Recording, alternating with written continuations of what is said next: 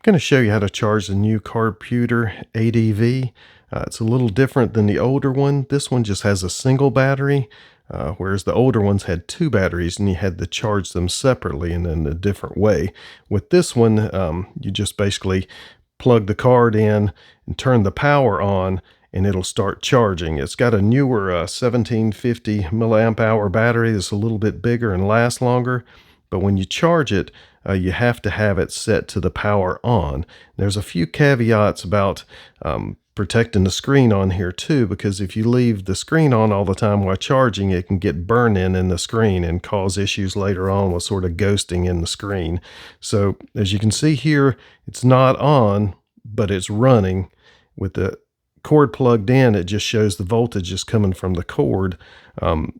You can't fast charge this battery, so there's no sense in having to hook up a 100-watt charger to it. It's not going to do you any better than a simple 10-watt charger will do for you. So with this, you just turn it on, and you'll be able to see it. It goes from the voltage drop, and you can see how much wattage is putting into it. So it's going to be usually less than 2 watts when it's charging this battery, so it's not going to charge terribly fast. But you can have issues with screen burn in on it. So if you have something running like this already, or have some programs running in the background, you can turn the screen off to make it a black screen. So you just hold the go button on top and then press the reset button, and it'll still stay on, but it turns your screen blank. So you don't have to worry about it burning into it.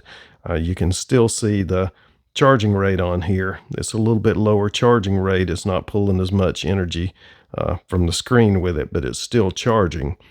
Also, there's another way to have the screen automatically turn off when you're charging it. If you have M5 Launcher installed, when it is charging, when you boot it up, it'll automatically go blank after a little while. So if you click the reset button, when it starts to load, hit the go button, and it'll bring you to the screen with the SD card or the other options that you have. You can just plug it in then, and once the voltage runs, it'll start charging, and after just a little bit of time, this screen will automatically go blank on its own. It tones down where it's not quite as bright at first, and then it'll eventually cut off like that, and you can see that it's still charging. And you do have to have this turned on, but it'll be charging and it shows the voltage on it. So with that in between, if you don't have it on, it blocks the circuit going to the battery and it won't process on through and charge the battery. So if this helps you out at all, please like and subscribe. Thanks for watching.